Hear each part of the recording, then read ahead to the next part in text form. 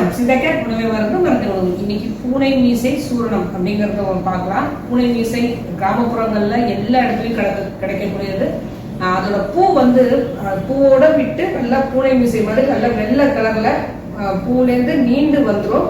இது நீங்க போட்டோலயே பார்க்கலாம். பூனை மீசை, அந்த பூனை மீசை வந்து சமூலமா, அதாவது ஃபுல்லாவே எடுத்துட்டு நல்லா அலசிட்டு வேறு தண்டு பூ இலை எல்லாத்தோடையும் சேர்த்து நல்லா கட் பண்ணிட்டு நிறைய தண்ணி ஊற்றி கொதிக்க வச்சு வடிகட்டி கஷாயமா கிராமப்புற மக்கள் எல்லாருமே குடிப்பாங்க. முக்கியமா கிட்னி ஸ்டோன் பிரச்சனைங்க, கிட்னில ஸ்டோன் இருக்கு அப்படின்னு தெரிஞ்சதுன்னா உடனே இதை குடிச்சிருவாங்க.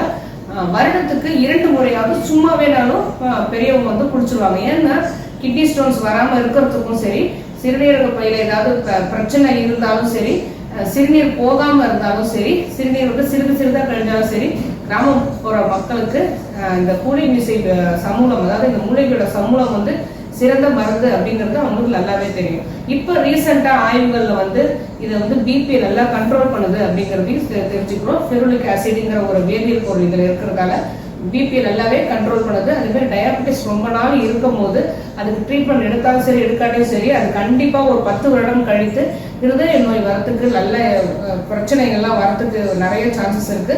அடுத்தது நர்வ்ஸ் பிரச்சனை, நரம்புகள் பிரச்சனையும் வரத்துக்கு நிறைய சான்சஸ் இருக்கு. இது ரெண்டுத்தையும் இல்லாம பண்ணணும் அப்படின்னா இந்த பூனை மீசை சூர்ணத்தை நம்ம செய்து வச்சுக்கிட்டோம் அப்படின்னா, சித்த மருத்துவர் அணுகி பூனை மீசை சூர்ணத்தை வாங்கி சாப்பிட்டாலும் சரி, நல்ல பூர்ண குணமடையலாம். இதே பூனை மீசை சூர்ணம் எப்படி செய்யலாம் அப்படிங்கிறத தெரிஞ்சுக்கலாம். பூனை மீசையில இளம் இலையா எடுத்து நல்லா வெயில்ல நல்லா உலர்த்திட்டு துகள்கள் இல்லாம நல்லா சரியா பொடி பண்ணி அதை சலித்து காற்று புகாத ஒரு கண்ணாடி பாட்டில அடைச்சு வச்சுக்கிட்டோம் அப்படின்னா 2 இல்ல 3 கிராம் மட்டும் தேன்ல குழைச்சி சாப்பிட்டு வரணும். தொடர்ந்து சாப்பிட்டே வரணும். அளவு ரொம்ப கம்மியா இருக்கணும்.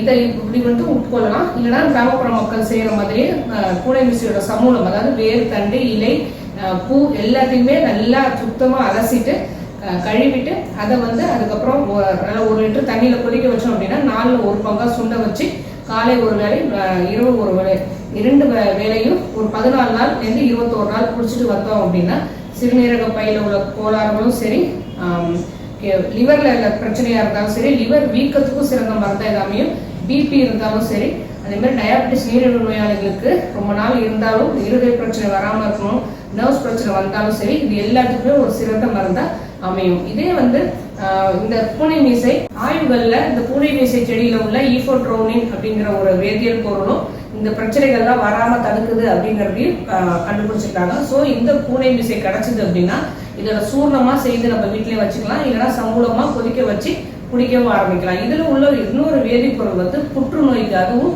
லார்ஜ் இன்டெஸ்டைன் பெருங்குடல்ல உள்ள புற்றுநோய் வராமல் தடுக்கிறதுக்கும், லிவர்ல உள்ள புற்றுநோய் வராமல் தடுக்கிறதுக்கும், வந்தாலும் ஃபர்ஸ்ட் ஸ்டேஜ்ல உள்ள புற்றுநோயை வந்து கண்ட்ரோல் பண்றதுக்கும், இந்த புற்றுநோய் வர செல்ஸை வந்து அதிகரிக்காம வளர விடாம செய்யறதுக்கும் இந்த பூனை மீசை செடியில உள்ள வேதியியல் பொருட்கள் அனைத்தும் யூஸ் ஆகுது அப்படிங்கறத கண்டுபிடிச்சிருக்காங்க. ஸோ எப்போதும் போலதான் கிராமப்புற மக்கள் பெரும்பாலானவர்கள் இயற்கையோடு இணைந்து வாழ்பவர்கள். இந்த மாதிரி மருந்து செடிகளை அப்பப்போ உணவுல யூஸ் பண்ணிட்டு வராங்க. எல்லாருமே இந்த மாதிரி நிறைய மூலிகைகளை அப்பப்போ தன்னை உணவுல சேர்த்துட்டு தான் வராங்க. ஒரு மருந்தாவும் யூஸ் பண்ணிட்டு தான் இருக்காங்க.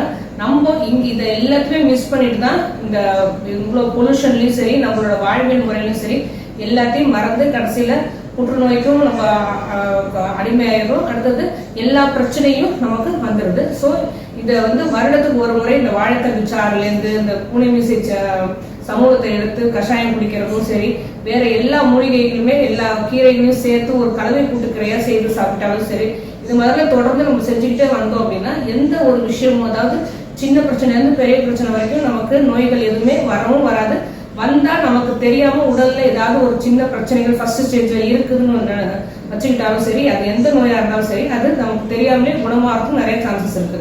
ஸோ இந்த பூனை மீசை சூரணமா செய்து வச்சுட்டாலும் சரி, இல்ல கிட்னி பிரச்சனை கல் இருக்கு, நமக்கு எல்லாருக்குமே தெரியும் கிட்னில ஸ்டோன்ஸ் வந்துச்சு அப்படின்னாலே நல்லா அவங்களுக்கு ஒரு இந்த பக்கம் சரி இந்த பக்கமும் சரி ஏதாவது ஒரு இடத்துல வலிக்க ஆரம்பிக்கும், சாப்பிட்டோம்னா நல்லா வலிக்க ஆரம்பிக்கும், தண்ணி குடிக்காட்டி நல்லா வலிக்க ஆரம்பிக்கும், சிறுநீர் போகும்போது நல்லா வலிக்க ஆரம்பிக்கும்.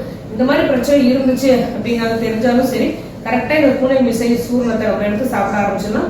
இல்ல பூனை மீசை செடியோட சமூலத்தை எடுத்து கஷாயமாக்கி குடிக்கவும் செஞ்சிடலாம். ஆரோக்கியமா வாழ்வோம். எதை பத்தி பேசணும் நீங்க நினைச்சாலும் சரி தாராளமா கமெண்ட் பண்ணுங்க. உங்களுக்கு எந்த நோயா இருந்தாலும் சித்தாய்க்கிறேன்.